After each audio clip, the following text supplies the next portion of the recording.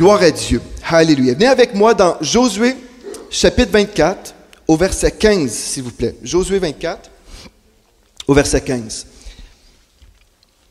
Le texte nous dit « Moi et ma maison, nous servirons l'Éternel. » L'amour et l'unité familiale dans les foyers chrétiens. Comment l'expérimenter, vraiment? Bien, tout ça, l'amour et l'unité que nous pouvons vivre dans un foyer chrétien, commence avec une décision. Dites décision. C'est une décision que nous prenons en tant que mari, que dans ce foyer, nous allons servir le Seigneur. Dans ce foyer, nous allons prioriser les choses de Dieu, le cœur de Dieu, la vie chrétienne. Nous prenons une décision. Amen? C'est la première chose. Mais là, ensuite, on va dire, mais comment allons-nous servir le Seigneur dans cette maison? La première chose qu'on veut faire, c'est comprendre qui est Dieu, et Dieu est amour. Amen? Donc, je dois décider de marcher dans l'amour, premièrement, dans ma propre famille, avec mes enfants. Amen? Si vous pouvez recevoir ce matin ce message concernant votre famille immédiate, vos enfants, si vous dites, ben moi, je n'ai pas d'enfants, bien, vous pouvez être un parent spirituel. Amen? Peut-être vous avez aussi dans le naturel des frères et des sœurs et Dieu vous appelle à aimer davantage ces personnes-là. Mais ce matin, si on veut avoir une église en santé, si la maison spirituelle que nous sommes est appelée à être en santé, et je crois que c'est le cœur de Dieu, nous devons premièrement commencer avec le noyau des familles à l'intérieur de la grande famille. Amen? Donc, on va s'attarder à des choses que Dieu nous appelle à vivre et corriger les choses que nous devons changer. Amen. Et je crois qu'en 2020, nos familles vont changer. Nos enfants qui sont éloignés de Dieu vont revenir parce que vous allez changer. L'Esprit de Dieu va se servir de vous pour aller chercher vos enfants éloignés. Nous le croyons aujourd'hui. Si vos enfants sont éloignés, ce n'est pas la volonté de Dieu que ça persiste, c'est temps qu'ils rentrent à la maison. Amen. Alléluia. Premièrement, j'aimerais inviter notre sœur Martine Blanchette. Je l'ai contactée hier soir. J'ai dit, tu as tellement une belle voix, Martine, et tu lis tellement bien. Mieux que moi, j'ai dit, pourrais-tu venir lire une lettre d'une jeune fille qui a exprimé quelque chose de très triste à ses parents? Mais premièrement, on peut l'accueillir chaleureusement. Notre sœur Martine. Merci, Martine. Merci, Pasteur Joël. Chère maman, c'est avec le cœur lourd que je t'écris cette note, sachant la grande douleur que cela va te causer. Maman, je veux que tu saches que je t'aime beaucoup et que je t'aimerai toujours. Si on me donnait l'opportunité de revivre, je te choisirais toujours comme maman et notre famille resterait mon lieu de naissance. Mais malheureusement, je sais qu'il n'y aura pas une telle opportunité. Maman, je ne voulais pas faire ça, mais j'ai été obligée, par les circonstances indépendantes à ma volonté, de franchir le pas. Je fais de mon mieux pour m'en sortir, mais mon meilleur n'était pas assez suffisant. Je me suis battue seule pendant environ 13 mois jusqu'à ce que les forces me manquent. Papa et toi ne pouviez pas déchiffrer ce que je vivais et je ne devrais peut-être pas vous en vouloir. Mon seul et unique frère est venu très près de comprendre ce que je traversais, mais c'était trop pour son jeune esprit de comprendre ces choses. Maman, je sais que papa et toi m'aimiez et que vous avez fait tout ce que vous pouviez pour me le prouver, mais je ne me sentais pas aimée. Vous m'avez fourni plus de choses que je ne voulais. Vous m'avez emmené dans des endroits dont la plupart de mes camarades n'ont même pas entendu parler, mais malgré tout ça, mon cœur avait très envie d'amour. J'avais besoin de quelqu'un qui m'aurait aimé pour qui j'étais. J'avais besoin de quelqu'un qui pouvait atteindre le fond de mon âme et y sentir le vide. Les dispositions matérielles avec lesquelles vous m'avez gâtée ne pouvaient pas faire cela. Et j'étais tout le temps toute seule, malgré le fait que nous ayons ensemble et que nous ayons eu l'essentiel d'une vie de famille. Puis vint la dernière paille qui brisa le dos du chameau, ou, en d'autres mots, la goutte qui fait déborder le vase. Ton frère, l'oncle Tony, qui est venu vivre avec nous, m'a fait croire qu'il savait exactement ce que mon âme attendait, la compagnie. Il a choisi de rester avec moi quand papa et toi étiez trop occupés pour remarquer ma solitude. Il a essayé de me tenir compagnie quand j'avais besoin de parler à quelqu'un, mais n'avait que des gadgets et des ours en peluche comme compagnie. J'ai été dupe de lui faire confiance et il a profité de mon innocence. Il l'a fait parfaitement et profondément. Maman, ton frère m'a violée et m'a utilisée comme jouet sexuel pendant 3 années entières. Je m'attendais à ce que vous ou papa le remarquiez, toi ou papa le remarquiez, mais aucun de vous ne l'a fait. Quand il a quitté notre maison l'année dernière, j'ai été bouleversée parce que j'ai grandi en comblant le vide de votre présence par ces actes sales. Je ne pouvais pas me plaindre parce que j'avais peur de le perdre. Mais quand il est finalement parti pour le Canada, l'ampleur du vide en moi est devenue trop lourde à porter. J'ai eu du mal à oublier ces expériences, mais je ne pouvais pas. Mes notes ont baissé à l'école et papa et toi avez rapidement pris des dispositions pour un professeur de cours à domicile. Maman, ce geste particulier, au lieu de m'aider, a alimenté ce qui va m'arriver dans quelques minutes. Le professeur à la maison que vous avez engagé me rappelait tellement l'oncle Tony et à plusieurs reprises j'ai eu envie de l'attraper et de lui faire combler le vide que l'absence de Tony avait créé en moi. Maman, je devais faire ça parce que j'étais seule. Avez-vous déjà imaginé ce que je faisais dans ma chambre à chaque fois que j'y restais seule? N'aurais-tu pas pu, pour une fois, faire tout ton possible pour passer un peu de temps avec moi, afin que nous puissions parler? Il y a beaucoup de choses que j'aurais aimé vous dire, mais je ne veux pas ajouter à votre douleur, alors laissez ces autres tourments être enterrés avec ce corps indigne qui est le mien. S'il vous plaît, assurez-vous que mon frère David n'arrive pas au point où j'en suis maintenant. Aussi, dites à vos amis et collègues qui ont des enfants de découvrir ce qui se passe avec leurs enfants bien-aimés avant qu'il ne soit trop tard. Beaucoup de choses que les parents font au nom de montrer de l'amour ne sont pas ce dont nous, les plus jeunes, avons besoin. Je serai partie plusieurs heures avant que vous ne lisiez cette note. Mais une chose est réjouissante, c'est que David est toujours là avec vous. Transférez-lui l'amour que vous aviez pour moi. Mes coordonnées bancaires et les mots de passe de mes téléphones et ordinateurs portables sont tous sur le bout de papier que j'ai déposé dans le tiroir de ta coiffeuse. Tu me manques et ça me fait mal de vider le contenu de cette bouteille qui est dans ma main, dans ma bouche. Mais je suis contrainte de le faire tout de même. Dis à papa et à David que je les aime. Dis à notre pasteur que ses sermons et ses longues prières vont me manquer. Dis à mes amis de ne pas m'envier. Au revoir, maman. Merci, Martine.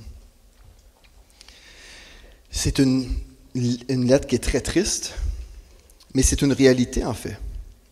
Il y a plusieurs enfants qui n'ont pas réalisé la valeur de la vie parce que leurs parents n'ont pas réalisé leur valeur ou n'ont pas investi du temps et de l'amour dans leur vie. Et ce matin, on va se pencher sur nos relations à la maison et on va se remettre en question parce qu'on ne voudrait jamais recevoir une telle lettre. On ne voudrait jamais lire une telle lettre de notre enfant. Imaginez les parents qui ont lu cette lettre-là. Imaginez vraiment les sentiments qu'ils ont vécus en lisant cette lettre, lorsque leur fille de 15 ans s'est enlevée la vie. Quelle tristesse. Mais on peut changer les choses aujourd'hui. Amen. On peut changer les choses aujourd'hui, mais il faut s'ouvrir les yeux. Et puis, il faut vraiment être vigilant. Mais choisir, tout comme Josué, moi et ma maison, nous servirons l'Éternel. La première chose que je veux adresser ce matin, c'est que dans notre société, les gens disent « Ah bien moi, je veux laisser mes enfants libres de choisir leur religion. » Ils vont former leurs propres convictions. C'est vraiment une mentalité mondaine. Et quand un chrétien dit la même chose, bien, je ne veux pas trop m'imposer, je veux que mes enfants choisissent pour eux-mêmes. En fait, ce n'est pas ce que nous lisons dans la parole. Josué a dit dans Josué 24, verset 15, « Moi et ma maison, nous servirons l'Éternel. » Quand je crois que Dieu m'appelle à diriger mon foyer, je prends une décision. Nous allons servir l'Éternel. Vous allez dire, oui, mais est-ce que notre enfant a le choix? Oui, il a le choix. Et éventuellement, il va pouvoir dire oui ou non à Jésus-Christ. Mais ma responsabilité, c'est de tout faire pour que cet enfant veuille vraiment donner sa vie à Christ. Donc, j'ai une responsabilité énorme. À quoi bon évangéliser dans les rues, évangéliser même dans les nations? Il y a peut-être des pasteurs qui suivent en ce moment. À quoi bon de s'investir à droite et à gauche si dans mon propre salon, mes jeunes ne sont pas sauvés? Mon plus grand ministère, c'est celui envers ma famille. Donc, je dois me décider. Moi et ma maison, nous servirons l'Éternel. Vous allez dire, mais comment vraiment faire pour que nos jeunes suivent le Seigneur? Comment vraiment faire? La première chose que vous devez faire, c'est transmettre votre foi avec foi à vos enfants. Transmettez votre foi avec foi à vos enfants. Vous savez, comme on priait ce matin, Pasteur Anthony priait, et c'est la première fois dans cette église que j'entends une prière semblable. Il a dit, s'il y a quelqu'un ici avec un esprit de suicide, dans le nom de Jésus, on déclare le contraire. On déclare que cette personne va être délivrée aujourd'hui d'un esprit de suicide. C'est quelque chose. Je ne me souviens pas jamais d'avoir entendu ça à l'église, ici. Et ce matin, nous avons entendu la lecture de cette lettre sur le suicide. Dieu veut délivrer nos jeunes de toute forme d'oppression. Dieu veut délivrer les familles de toutes sortes de problèmes intérieurs. Et c'est l'heure que le Saint-Esprit envahisse nos foyers. Amen. C'est l'heure que nos familles vivent une percée aujourd'hui. Amen. Qu'on sorte du doute, de l'incrédulité, du statu quo, et que dans nos familles, nous vivions vraiment le feu de Dieu. Que dans chacun de ces foyers de cette maison, qu'on puisse retrouver un hôtel de prière, un lieu qui est visité par le Saint-Esprit. Mais tout ça dépend de nos choix, frères et sœurs. Premièrement, la responsabilité revient au père dans les foyers. Le père est appelé à être un leader spirituel. Certainement, l'épouse, elle est là pour appuyer et croire et puis être une leader aussi dans son foyer. Amen. Mais premièrement, Dieu appelle le mari à être un homme. Amen. Gloire à Dieu. Donc, transmettez votre foi avec foi à vos enfants. Dans Proverbe 22, verset 6, nous lisons, « Instruis l'enfant selon la voie qu'il doit suivre, et quand il sera vieux, il ne s'en détournera pas. » Donc, je vais transmettre la foi avec foi. Et cette foi, en fait, elle est toujours agissante par l'amour. La foi, elle est agissante par l'amour. Donc, je vais aimer mes enfants à un tel point où je vais vraiment m'investir à fond pour transmettre les valeurs du royaume. Amen. Et la façon qu'on va faire ça, c'est en passant du temps de qualité avec nos enfants. C'est avoir des foyers où les gens se parlent. Amen. J'aimerais vous donner des conseils pratiques. Première chose qui me vient à l'esprit, si vous avez du mal à être en famille, fermez la télévision au nom de Jésus. Alléluia. Prenez le repas ensemble tous les jours. Un repas, nous, c'est toujours le soir. Le soir, on se retrouve, on prend notre souper ensemble, on peut déjeuner, oui, mais chaque soir, c'est certain, on prend notre temps ensemble et nous mangeons. Et c'est là où j'entends mon épouse me raconter sa journée, mes filles me racontent leur journée et ensemble, on échange. Il y a une communion. Des fois, les gens disent, mais comment vous faites pour être chrétien? Comment ça, vos enfants servent le Seigneur? Bien, nous sommes en communion ensemble. Et Jésus-Christ est parmi nous. Amen. Donc, nos filles ont vu que notre vie chrétienne, c'était notre vie chrétienne. C'était pas un travail du dimanche. Mais c'est toute notre vie, c'est avec Jésus-Christ. Toute notre vie. Et nos filles ont vécu des miracles, donc elles ont vécu des expériences elles-mêmes avec le Saint-Esprit. Donc, les rencontres ici à l'Église de la Victoire, ce n'est pas l'église de leurs parents, c'est leur église. La semaine passée, quand on a dû annuler le culte à cause du verglas, Floramé disait à ma femme, elle n'était pas très, très contente. Parce que pour elle, ça a été fait toute sa semaine. Pour elle, c'est dimanche. On commence et on remet notre semaine au Seigneur dans un culte. Pour elle, c'est comme, toute ma semaine est défaite parce qu'on manque une réunion. Et on ne l'a pas manqué parce qu'on l'a fait en vidéo. Amen. Alléluia. Mais c'est pas l'église de leurs parents, c'est leur église. C'est leur relation avec Dieu. Et Dieu vous appelle vraiment à entretenir vos relations dans votre famille premièrement. Amen. Instruis l'enfant selon la voie qu'il doit suivre. La Bible ne dit pas, laissez vos enfants choisir, parce qu'ils peuvent faire de très mauvais choix. Mais instruis l'enfant. C'est à nous de découvrir ce que Dieu nous dit pour notre famille et inculquer les valeurs du royaume de Dieu. À tous les niveaux, on inculque les valeurs du royaume de Dieu. Les enfants ne devraient pas être influencés par le monde pour savoir comment on devrait vivre dans nos relations romantiques, par exemple. C'est aux parents de transmettre les valeurs et de dire, voici comment ça se passe dans une vie chrétienne. Est-ce qu'on vit ensemble avant de se marier? Et la réponse, c'est non. Les jeunes devraient connaître tout ça, là. Si les enfants de cette maison ignorent ces choses-là, ceci veut dire qu'il y a un manque de communication dans l'Église. Ceci veut dire que les parents ne transfèrent pas ce qu'ils ont connu ou reçu de Dieu. Et pourquoi pas? Peut-être c'est parce qu'il y a ce phénomène entre les mains, cette chose-là, qui sépare des familles.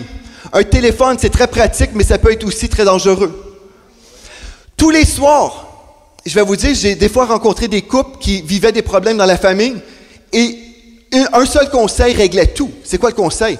Mangez ensemble le soir, soupez ensemble, fermez la télévision et fermez vos téléphones. Parlez-vous. Parlez, échangez. Amen. Amen, gloire à Dieu. Et c'est là que vous allez entendre les cœurs de vos enfants. Moi, j'ai été tellement béni il n'y a pas si longtemps. J'ai vraiment posé des questions très intimes à mes filles que je ne vous répéterai pas, mais j'ai appris des choses sur elles. J'ai dit, ah, wow! On vit ensemble, mais là, je viens de découvrir, en fait, des profondeurs de leur cœur. Et j'étais tellement béni de voir ce que Dieu avait déposé dans leur cœur. Mais si on ne prenait pas le temps de manger ensemble et de discuter, échanger, passer toute une soirée à se raconter des choses, bien, moi, je pourrais vraiment ignorer toutes ces choses-là. Donc, c'est un choix, premièrement. Moi et ma maison, nous servirons l'Éternel. Je choisis de transmettre ma foi avec foi. Qu'est-ce que je veux dire avec foi? Ceci veut dire que, oui, je vais transmettre nos valeurs, je vais transmettre ma foi, mais avec foi veut dire que je vais m'attendre que mes enfants vont me suivre. Avec foi. Donc, je transfère ma foi avec foi. J'ai une attente. Et puisque mes filles le savent, nos filles savent en fait que nous avons une certaine attente, ce n'est pas une pression qu'on met sur elles, mais c'est une attente de foi. Elles ne veulent pas décevoir leurs parents parce qu'elles savent que nous sommes dans la foi, qu'elles vont entrer dans leur destinée. C'était la même chose avec moi. C'est sûr, quand le monde pouvait me tenter ou me proposer des choses, j'entendais ma mère me dire des choses. Je savais, non, ce n'est pas moi ça. Ma mère et mon père, ils s'attendaient que j'étais pour suivre le Seigneur toute ma vie. Et c'est ça, en fait, que nous avons, ma femme et moi. On a une attente. Notre attente, elle est fondée dans la foi. Moi et ma maison, nous servirons le Seigneur. Je viens de vous dire, transmettez votre foi. Ceci dit, la parole de Dieu nous dit également dans Éphésiens 6, verset 4, je trouve ça vraiment remarquable. Vous, pères, n'irritez pas vos enfants. Donc, on va transmettre notre foi, mais on doit faire attention de ne pas irriter nos enfants. Père, n'irritez pas vos enfants, mais élevez-les en les corrigeant et en les instruisant selon le Seigneur. Donc, il y a une façon qu'on peut transmettre nos valeurs sans les irriter, selon le Seigneur. Mais comment est-ce que le Seigneur nous enseigne ses voies? Ce n'est pas en étant sur notre dos constamment. Amen. Selon le Seigneur, ou comme le Seigneur le fait. Le Seigneur, ce n'est pas quelqu'un avec son fouet qui est toujours là pour nous corriger méchamment et qu'on se sent toujours sous une pression. Est-ce que votre relation avec le Saint-Esprit, c'est toujours une obligation? Vous êtes toujours écrasé? Il ne vous gronde pas constamment. Mais l'Esprit de Dieu vous attire à lui. Vous entendez sa voix intérieurement qui vous dit, viens avec moi, passe du temps avec moi dans la prière. N'est-ce pas vrai? Vous ressentez l'appel du Saint-Esprit et là, vous répondez. Mais si je disais à mes filles, par exemple, si Mathilde et moi, on disait, « Hey, je t'ai pas vu prier aujourd'hui, là. Mais quoi, tu deviens une rétrograde? Vous devenez des rétrogrades? Pas très spirituels. Est-ce que tu as lu ta Bible aujourd'hui? » Est-ce que je vous pose des questions comme ça, les filles? Non, merci de bien répondre. Mais si on était toujours sur leur dos, ils auraient un sentiment que je dois performer pour que papa et maman m'aiment. Mais c'est pas ça, en fait. Selon le Seigneur, bien, le Seigneur m'attire parce que j'ai le goût d'être avec lui. Si vous avez le goût d'être avec Dieu, vos enfants vont avoir le goût d'être avec Dieu. Parce qu'ils voient que papa et maman, ils vivent quelque chose que je veux vivre aussi. Amen. Donc, c'est à nous d'instruire mais ne pas hériter. Et quand on hérite, c'est parce qu'on n'a pas le tour, en bon québécois. Amen, on n'a pas le tour. Mais l'Esprit de Dieu peut vous inspirer sur le comment faire. Et une des façons que l'Esprit de Dieu peut vous guider, vous inspirer, c'est dans le silence, parfois. Plutôt que de toujours identifier les problèmes. Je trouve que tu n'es pas comme ceci, tu n'es pas comme cela. En fait, si vous voyez des problèmes dans la vie de vos enfants, savez-vous ce que vous pouvez faire? Prier pour vos enfants, premièrement, mais célébrer les victoires, célébrer le positif, pour les amener toujours vers le haut. Amen. Et si vous voyez des choses négatives, vous pouvez déclarer, en fait, le bon côté de la médaille.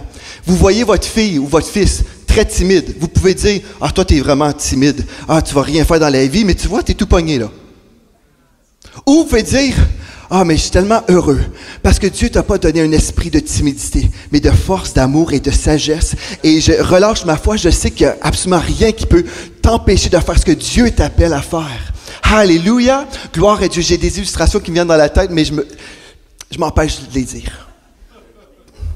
Est-ce que je peux dire quelque chose? Non? Juste une chose. Non?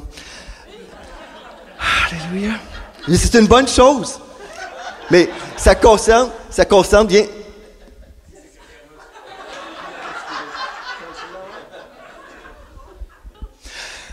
Le prophète Jérémie a demandé à Floramé de jouer au piano pour prière inspirée. Alléluia. Moi, on est en train de manger. J'ai dit, je suis tellement heureux parce que tu dis toujours oui au Seigneur Jésus. Toutes les fois que le Seigneur t'ouvre une porte, tu dis toujours oui. Je suis tellement heureux. Floramé. Tu me manipules. Alléluia. C'était pas si grave, hein? Ça va? OK. Alléluia. Mais si vous voyez toujours le négatif chez vos enfants, vous allez les repousser. Ils vont croire que mes parents ne m'apprécient pas, ne voient pas ma valeur. Vous savez, une fois, j'ai une conversation avec ma Floramé. Je dis des choses, je suis désolé. Mais ça va être très, très bien. Ça ne va pas te faire honte. Je vous ai déjà raconté comment ça me dérangeait de voir des chaussures dans l'entrée chez moi. Trop de chaussures, limite la loi. Ainsi parle Joel Spinks. Pas plus que 2 paires de chaussures dans l'entrée. Et j'étais frustré parce qu'on avait trop de chaussures. Et Floramé me dit, « Papa, si j'étais une délinquante, si j'étais dans la drogue, l'alcool, dans les discothèques, peut-être tu aurais une raison de nous gronder, mais on a des chaussures dans l'entrée, papa. Je suis une bonne fille, je suis gentille. » Et j'étais comme, « C'est vrai. » J'ai dit, « Je te demande pardon. » J'ai dit, c'est vrai, je te demande pardon. Tu as absolument raison. C'est vrai. Donc, il faut admettre nos torts aussi. Amen. Alléluia. Gloire à Dieu. OK. Alléluia. Transmettez vos valeurs à vos enfants. Deutéronome chapitre 6 au verset 6. Il est écrit, « Et ces commandements que je te donne aujourd'hui seront dans ton cœur. » Quand les commandements de Dieu, les valeurs de Dieu sont dans notre cœur, on va vivre selon ses commandements, selon ses voies. Verset 7. « Tu les inculqueras à tes enfants et tu en parleras quand tu seras dans ta maison, quand tu iras en voyage, quand tu te coucheras et quand tu te lèveras. » Je vais relire le texte. Deutéronome chapitre 6, verset 6. « Et ces commandements que je te donne aujourd'hui seront dans ton cœur. » Ici, on parle aux parents, là. « Tu les inculqueras à tes enfants. » Donc, voilà ma responsabilité. Inculquer la pensée de Christ à mes enfants, les voies de Dieu. Amen. « Tu les inculqueras à tes enfants et tu en parleras. » Pour parler avec mes enfants, je dois prendre du temps avec eux. Amen. Quand tu seras, à quel moment? Dieu nous spécifie à quel moment qu'on va parler avec nos enfants. Quand tu seras dans ta maison, parce qu'on vit ensemble. Nous sommes dans un foyer ensemble. Donc, à la maison, un bon moment, c'est lorsque nous mangeons, n'est-ce pas? Quand tu iras en voyage, ceci veut dire que Dieu avait prévu dans son cœur qu'on était pour voyager avec nos enfants. Que ce n'est pas simplement le père et la mère qui quittent dans des fins de semaine romantiques. Ce qui peut être très, très bien pour entretenir le couple et pour que la famille soit bénie. Mais, quand tu iras en voyage, qu'est-ce que ça veut dire, ça? Ça veut dire que vous allez emmener toute la famille en voyage pour créer des souvenirs ensemble. Amen. C'est ça que la Bible nous dit. Quand tu iras en voyage. Vous savez, j'ai déjà raconté l'histoire, comment on a vécu des miracles dans leur jeune enfance, là. L'histoire de Mickey Mouse et Minnie Mouse, quand on était au comptoir, puis on avait plein de cadeaux de Mickey, de Minnie, je sais pas. Floramé avait peut-être quoi, 5 ans, 6 ans, chérie? Elle avait 6 ans, Félicité avait 3 ans. Et puis, même à leur âge, on était à Walt Disney et on avait prié cette journée. Seigneur, on s'attend de vivre des surprises avec toi. On avait prié ensemble dans la chambre d'hôtel avant d'aller à Disney. Et là, on arrive à Disney et puis une petite dame derrière le comptoir nous entend parler en français puis elle dit « Ah, vous êtes des francophones? » Je dis « Oui. Ah, j'ai à cœur de vous donner des choses. » Donc, tout ce qu'on avait pris lorsqu'on magasinait, les t-shirts de Mickey Mouse, les petits toutous, tout ce on avait déjà choisi. « Ah, je vous le donne. Tout était payé gratuitement. Tout était gratuit. Alléluia! C'est un petit témoignage à mes faits. On avait prié que Dieu nous fasse des surprises cette journée-là, puis ça commence bien une journée avec un Mickey Mouse gratuit. Alléluia! Amen! Mais si on n'avait pas prévu d'aller en vacances, en famille, bien, ce serait des choses que nos filles n'auraient jamais vécues. Donc, il faut valoriser ces moments en famille. Quand vous vivez ensemble, en famille, dans l'unité, vous allez créer des souvenirs ensemble. Et plus tard, vos filles, vos fils, vos enfants vont se rappeler, vont dire « Ah oui, je me souviens quand j'étais avec mon père et puis avec ma mère et on a fait telle ou telle chose. » Comme nos filles, on les a emmenées à Storyland. Si vous dites « On n'a pas les moyens d'aller à Walt Disney », bien, changez tout ça, vous pouvez avoir des moyens au nom de Jésus. Amen. Mais même ici, à 3 heures de route, 4 heures de route, c'est un petit village comme Walt Disney qui coûte moins cher. Et puis on est allé là et nos filles avaient plus de beaux souvenirs dans ce lieu plus économique. Je ne sais pas pourquoi, mais mes filles ont parlé plus de Storyland que Walt Disney. Hein, c'est vrai? Puis ça nous coûtait beaucoup, beaucoup, beaucoup moins cher. C'est pas une question d'argent, c'est une question de temps ensemble et de profiter de la famille. Amen. Quand tu iras en voyage, quand tu te coucheras et quand tu te lèveras, ceci veut dire qu'on est toujours ensemble. Amen. J'aimerais vous dire, lorsque vous allez être sur votre lit de mort, si jamais l'enlèvement n'a pas lieu, je doute que vous allez dire « Ah, si seulement j'avais passé plus de temps au bureau. Si seulement j'avais envoyé plus de courriels dans ma vie. Oh! » Non. Vous allez peut-être dire « Ah, si seulement j'avais passé plus de temps avec mes enfants. Si seulement j'avais pu vraiment investir de mon cœur et de ma foi, de ma relation avec Dieu dans la vie de mes enfants. » N'attendez pas trop tard. Investissez-vous aujourd'hui dans la vie de vos enfants. Alléluia. Vous êtes toujours là avec moi? Gloire à Dieu. Je vais toucher un autre point important maintenant, qui va déranger des gens là. Préparez-vous. Ouvrez votre bouche. Le brocoli arrive. 1 Timothée 5, 8. 1 Timothée chapitre 5 au verset 8. Nous lisons.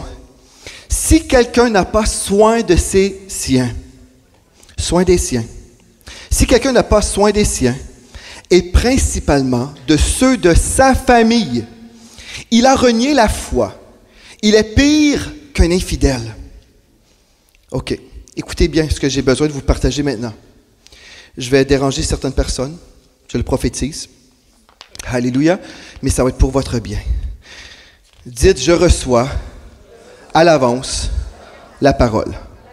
Alléluia. Gloire à Dieu. Prenez soin des siens. Qu'est-ce que ça veut dire? Alléluia. Gloire à Dieu. Je vais vous partager une histoire de ma vie. Bon, moi, j'ai été sauvé jeune. Comme vous savez, ma vie, c'était l'Église. J'enseignais à l'école du dimanche à partir de l'âge de 12 ans jusqu'à 18 ans. Et toute ma vie, je passais mon été à étudier des livres de théologie, à étudier la parole de Dieu. C'est ça, de 12 ans à 18 ans, j'étudiais sur l'Apocalypse. Le premier thème que j'ai étudié, c'était l'eschatologie, l'étude de la fin des temps. J'étais sur le bord de la piscine chez mes parents. Je lisais des commentaires bibliques. De 12 ans à 18 ans, c'est ça que je faisais. L'été. Vous allez dire, mais comment ça t'es intéressé? Parce que j'avais un intérêt, un cœur pour Dieu. J'étais intéressé dans ces choses-là. Mais j'ai pu faire tout ça parce que ma mère avait dit quelque chose. Elle disait, toi Joël, t'as à cœur les choses de Dieu, puis nous, on veut vraiment t'encourager dans cette direction-là. Elle dit, moi, je veux pas que tu travailles. Elle dit, je veux pas que tu travailles jusqu'à l'âge de 18 ans. Travaille pas, Joël. Elle dit, parce que tu vas avoir toute ta vie à travailler. Moi, ce que je veux que tu fasses, c'est que tu passes du temps avec Dieu comme tu fais. Ça me fait plus plaisir de te voir sur le bord de la piscine en train de lire ta Bible puis d'étudier sur la guérison divine. J'aime mieux ça que de t'envoyer travailler. Donc, OK, maman. Donc, je m'allongeais sur une chaise longue, puis je lisais. Je me souviens encore des livres que j'ai lus. J'ai lu un livre sur la guérison divine. L'écharpe dans la chair. J'ai étudié tout ça. Je me rappelle des livres que j'ai lus. Tout ça. Mais tout ça a été facilité par des parents qui m'ont dit « Travaille pas ». Vous avez dit « Ben là, attends une seconde, il faut enseigner la valeur de l'argent à nos enfants ». C'est vrai. OK. Vous êtes toujours avec moi? C'est bien d'enseigner la valeur de l'argent à nos enfants, mais pas pour répondre à leurs besoins primaires. Amen. Même le gouvernement canadien assiste les parents. En fait, on reçoit une allocation familiale pour pouvoir prendre soin de nos enfants justement. Donc, même le gouvernement réalise que c'est la responsabilité des parents de subvenir à tous les besoins de leurs enfants. Amen. Le déodorant, là, c'est aux parents d'acheter ça. Les vêtements, c'est aux parents d'acheter ça. Dentifrice, c'est aux parents d'acheter ça. Amen. Amen.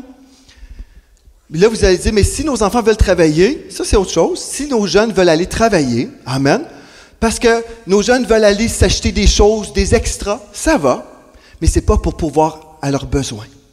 Amen. Ça, c'est une chose que je crois de tout mon cœur. C'est pour ça que nos filles ne travaillent pas. Alléluia. Mais, est-ce que c'est correct que nos enfants travaillent? Oui, c'est correct. Mais je vais vous dire une chose.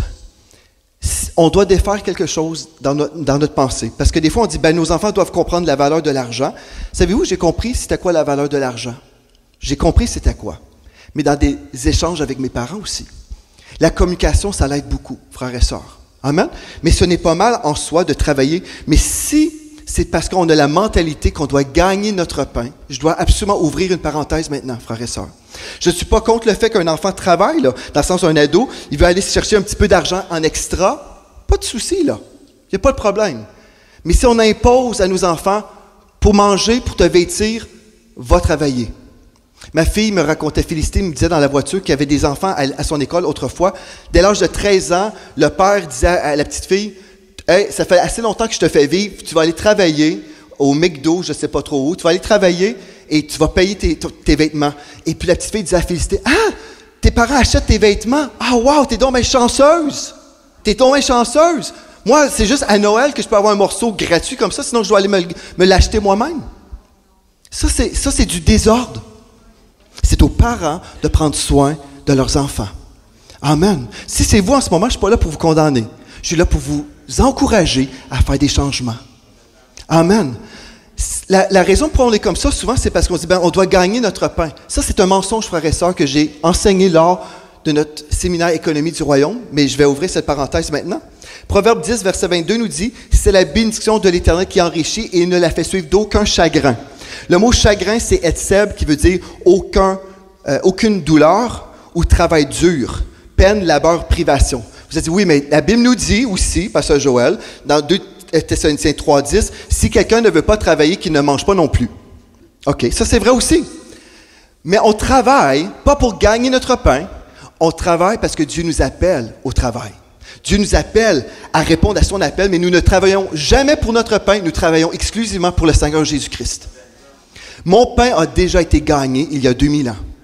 La mentalité « je dois gagner mon pain », c'est la mentalité d'Adam après la chute. C'est la mentalité de la malédiction où je dois gagner mon pain.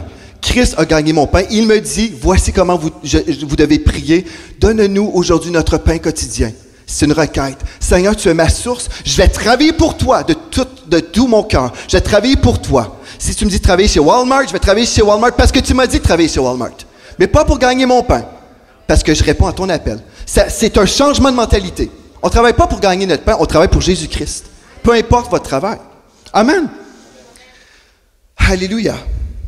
Parce que si on enseigne à nos enfants, tu dois gagner ton pain, bien en fait, on va à l'encontre de la parole. Le psaume 127, verset 2 nous dit « En vain, vous levez-vous matin, vous vous couchez vous tard et mangez-vous le pain de douleur. » Le pain de douleur. Il en donne autant à ses bien-aimés pendant leur sommeil. Amen. Donc, donne-nous aujourd'hui notre pain quotidien. En fait, ce que je suis en train de vous dire là, que vous devez communiquer à vos enfants, c'est que Dieu est notre source en toutes choses. Oui, on va travailler fort. Alléluia. Mais ce n'est pas parce que nous travaillons qu'on va entrer dans la dimension de l'onction de Dieu où on reçoit la provision. Je travaille fort, mais pour Jésus-Christ, pas pour le dollar. Parce que si je travaille fort pour mon dollar, je vais servir le dollar. Et c'est ça le problème, on devient amoureux de l'argent. La Bible nous dit que l'amour de l'argent est la racine de tous les maux. Quand je travaille pour l'argent, mon employeur dit, ben maintenant l'entreprise déménage en Colombie-Britannique. Bien, si je suis un serviteur du dollar, je vais aller en Colombie-Britannique parce que je ne sers pas Jésus-Christ, je sers l'argent. Je vais suivre l'argent. Non, l'enfant de Dieu ne suit pas l'argent. On suit seulement le Saint-Esprit. Amen. Donc, dites à vos enfants, on ne sert pas l'argent, on sert le Seigneur. On travaille, et oui, on peut apprendre la valeur d'un dollar. Amen. On peut apprendre la valeur d'un dollar. Mais si vous épuisez vos jeunes par le travail et avec une mauvaise mentalité, en fait, vous ne représentez pas vraiment le Père correctement. Le salut, c'est gratuit. Amen. Amen. Alléluia. Amen. Je sais que je suis en train de dire des choses dérangeantes. Amen. Mais c'est correct. C'est correct. Alléluia. C'est mon rôle. Je viens de vous donner du brocoli. Amen. Alléluia. Vous savez, je pourrais dire encore beaucoup de choses. J'ai encore beaucoup de choses à dire. Mais je crois que ce que l'Esprit de Dieu veut en ce moment, c'est qu'on laisse cette parole descendre dans nos cœurs. Je ne vais pas trop vous en donner. J'ai 2 fois les notes que ce que je viens de vous donner. Pardon? Une série? Amen, c'est ça que je vais faire. Puis là, je vous dis, mais je ne veux pas revenir, là, ça me fait trop mal. Frères et sœurs, j'aimerais vous dire, honnêtement, là, vous ne voulez jamais lire une lettre d'une jeune fille comme ça, qui s'enlève la vie à 15 ans. Papa, tu m'as donné plein d'argent, des activités, des voyages, mais tu n'étais jamais là. Dieu vous appelle à vous investir de cœur dans la vie de vos enfants. Là, le problème, c'est que des fois, les chrétiens entendent ça et ils disent « ben là, moi, je ne viendrai plus à l'église pendant un temps, je vais m'investir dans ma famille. » Je l'ai entendu, celle-là. Je dois démissionner du ministère, pasteur, parce que là, Dieu me montre, je dois vraiment prendre soin de ma famille. Hey, ferme la TV, commence par la télévision, avant de fermer la porte au Seigneur et le service de Dieu. Non, franchement, il faut prioriser le royaume de Dieu. Ce n'est pas en se supprimant de notre appel ou de notre service qu'on est en train de montrer à nos enfants comment vivre la vie chrétienne et comment être un modèle. Soyez un modèle dans toute votre vie, frères et sœurs. Un modèle. Là, je veux vous encourager, prenez un rendez-vous avec vos enfants le plus tôt possible et dites à vos enfants comment vous les aimez. Dites-leur, moi je t'aime, puis je crois en toi, puis je crois dans ta destinée. Je crois en toi. Puis si vous dites, moi, on ne m'a jamais dit ça, je ne peux pas donner ce que je n'ai pas reçu, recevez maintenant. Recevez maintenant l'amour de Dieu, recevez l'amour de Dieu pour vous-même et donnez ce que vous recevez maintenant à vos enfants. Ça me gêne de dire que j'aime mes enfants. Déjeunez-vous! Déjeunez-vous! Dites-le, dites à voix haute, je t'aime. Dites-le, je t'aime. Merci beaucoup. Alléluia. Êtes-vous prêts, frères et sœurs, à vous investir plus dans la vie de vos enfants que dans votre travail? Plus dans vos enfants que dans votre vie personnelle? Êtes-vous trop occupé, fatigué pour pouvoir vivre le moment présent avec vos enfants? Peut-être vous dites, ça a été mon cas, ça, passage. J'ai été trop occupé. Moi aussi, j'ai déjà été trop occupé. Puis je me suis repenti, puis j'ai dit à ma femme, à ce moment-là, je voyageais beaucoup, et ma femme m'a dit, tu ne respectes pas ton engagement envers moi. Tu avais dit que ton premier ministère serait la famille, tu es toujours parti dans des voyages ministériels, c'est faux ce que tu as dit. Puis j'ai dit, tu as raison chérie, et puis je me suis repenti, et j'ai quitté ce ministère, puis j'ai dit, c'est trop prenant, c'est impossible pour moi d'être un père en même temps. Il faut choisir la part des choses. Aujourd'hui, je ne dis pas de rien démissionner, mais juste remettre de l'ordre. Remettre de l'ordre. Et dire, Seigneur, moi et ma maison, nous servirons l'Éternel. Moi et ma maison. Et il y a eu 2 paroles ce matin. Une parole vraiment concernant le suicide. Ce n'est pas la volonté de Dieu qu'un enfant s'enlève la vie. Ce qu'on va faire ensemble, on va annuler, on va chasser cet esprit de dépression, d'oppression. On va chasser ça ce matin et on va prier ensemble. Vous pouvez vous lever là où vous êtes. Je vais inviter l'équipe de la louange, s'il vous plaît. Alléluia. On va prier ensemble pour nos enfants. Est-ce que vous êtes d'accord? On va prier pour nos enfants. Tous nos enfants seront des fils de l'Éternel. Tous nos enfants. Aucun sera oublié. Alléluia. Est-ce qu'on peut lever nos mains maintenant? On va présenter nos enfants, nos familles au Seigneur. Alléluia. Gloire à toi, Seigneur Dieu. Gloire à toi, Seigneur Dieu. Père éternel, on vient devant toi. Ô Seigneur, nous t'aimons. Nous t'aimons, Seigneur Dieu. Nous aimons ta parole, nous aimons notre relation avec toi. Mais Seigneur, des fois, on a passé autre chose avant nos enfants. On n'a pas eu l'ordre divin dans nos familles. Et au début de cette année, on veut changer des choses. Premièrement, Seigneur, on se repent. On se repent, Seigneur Dieu, pour les mauvaises priorités. Pardonne-nous, Seigneur Dieu. Lave-nous. Seigneur, nous prenons une décision, pas une résolution qui va changer dans quelques jours, mais on accepte, Esprit de Dieu, amener des changements dans nos vies, mettre de l'ordre dans nos vies. Seigneur, on veut que nos maisons soient des maisons où ta présence est ressentie, où nos enfants vont ressentir la paix de Dieu, où ils vont vivre un refuge dans la maison. Alléluia. Oh Seigneur Dieu, nous prions pour nos enfants maintenant. Et nous prions premièrement pour nous-mêmes. On veut se consacrer à toi, Seigneur. On veut être un modèle pour nos enfants. On veut les inspirer vers le haut. Seigneur, on veut prendre des vacances ensemble. Alléluia. Oh Esprit de Dieu, aide-nous à prendre ces bonnes décisions pour changer les choses qui doivent être changées. Et Seigneur Dieu, maintenant, nous savons qu'il y a des jeunes qui sont éloignés, il y a des enfants qui sont éloignés de toi. On veut prier pour ces jeunes en ce moment. Il y en a, Seigneur Dieu, qui ont vécu sous des oppressions, même des pensées suicidaires. Seigneur, à cause de ton nom, nous savons que nous avons cette autorité maintenant, où il va y avoir un avant et un après.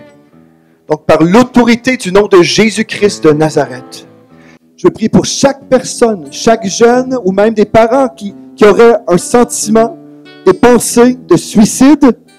Par l'autorité du nom de Jésus-Christ de Nazareth, je commande à tout esprit d'oppression, vous quittez maintenant dans le nom de Jésus. Je commande à ces esprits de mensonge, vous quittez maintenant ces jeunes. Vous quittez ces jeunes. Esprit de Dieu, je prie maintenant que tu revêtisses chaque parent de ta sagesse, de ton discernement. Seigneur Dieu, qui puisse secourir leurs enfants des ravages du diable.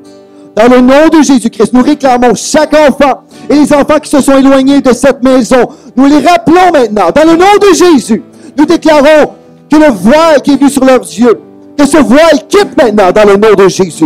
Ils peuvent voir la splendeur de l'Évangile. Nous prions pour des moments de visitation même pendant la nuit. Seigneur Dieu, lorsqu'ils dorment, ils ont des songes surnaturels. Ils entendent ta voix, Seigneur Dieu, les appeler pour revenir à la maison. Oh, nous les rappelons, Seigneur Dieu, par l'autorité du nom de Jésus-Christ de Nazareth.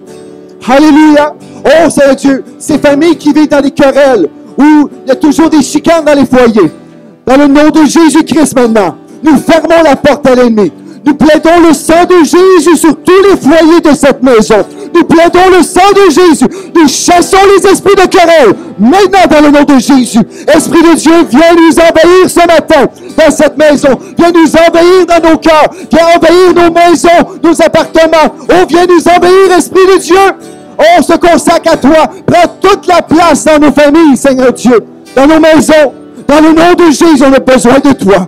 Seigneur, tu nous dis que si nous montres la sagesse, que tu vas nous la donner. Ça rend-nous sages, que la crainte de l'Éternel soit notre partage, Seigneur.